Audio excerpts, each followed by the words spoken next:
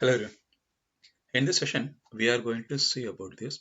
What is user management? So, the user management in an application is the process of creating, maintaining, controlling, and managing users and their access within the application. So, what is the meaning of this one?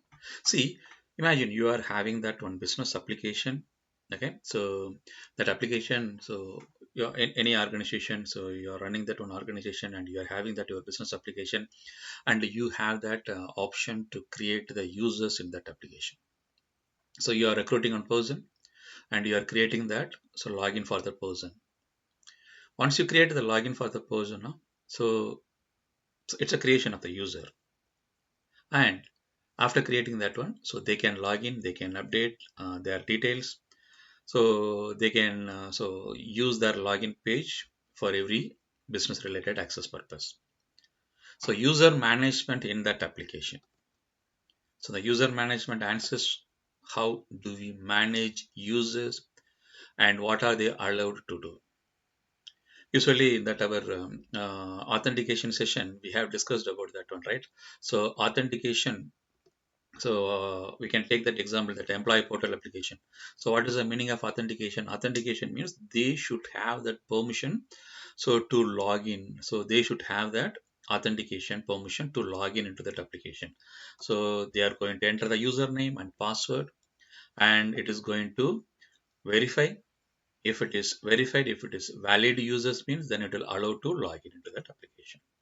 It will log in into that application successfully. This is the authentication part.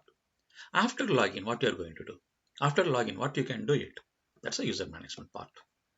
So what you can do it after login, you can create the new user. If you are an admin user, you can create the new user, update the user information, assign roles,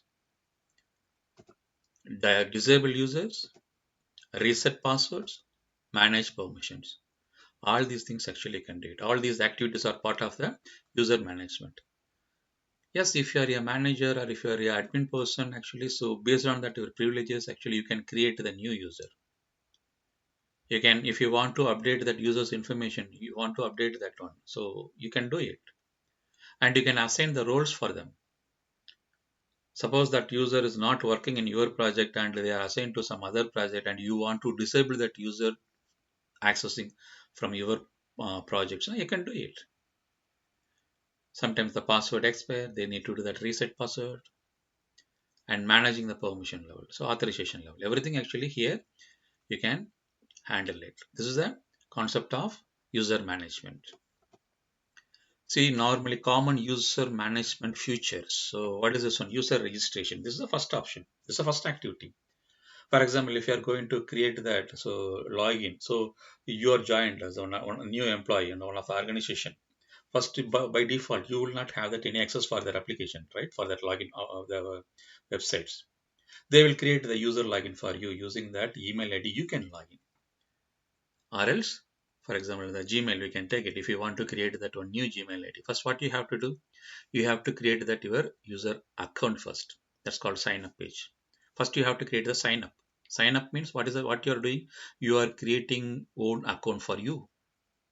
So at that time you will create the email ID, or you will use that your email ID as a username.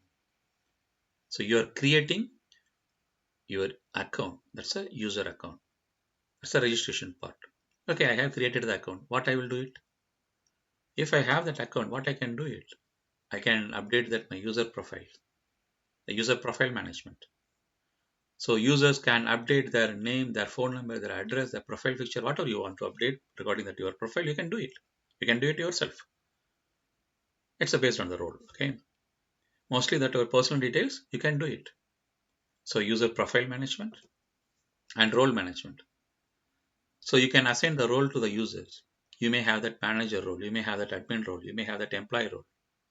You can assign that role.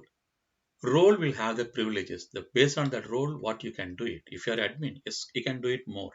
If you're a manager, you can do it somewhat partially. So employee, you will have that very restricted access. So you can assign the roles to the users, or permission management. You can do it based on the role. I said the person on the role you can do. some activities. So what is the permission? So create user. Who can create the user? Admin can create the user. Manager? No. Employee? No. Delete the user. Who can delete the user from that application? Manager can delete that one. Sorry, admin can delete that one. Manager? No. Employee? No. So if you want to view the reports of that user, admin can view and manager can view. Employee? Employee also can view with the limitations. With the limitations. Update data. So if you want to update that personal information, you can do it. If you want to update anything for your name, for your project related, manager can do it. And organization level, something if you want to update, admin can do it. So permission management, you can do it. And password management, if you forget your password or change the password, password expiry, password policies, everything actually you can manage it. This is also part of the user management. And user activation and deactivation. Suppose if you are joining as a new employee, they will activate your user credentials. If you're resigning from that organization, they need to deactivate your account, right? So employee leaves the company, HR immediately disable the account and user can no longer log in. You cannot log in into that one.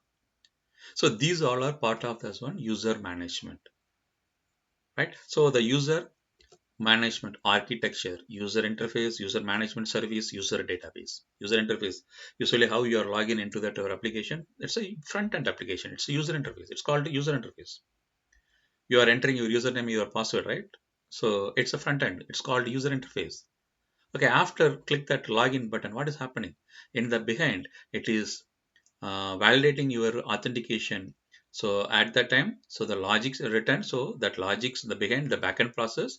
So it's a user management service, but where it is going to be checked, your data are all are available in the database.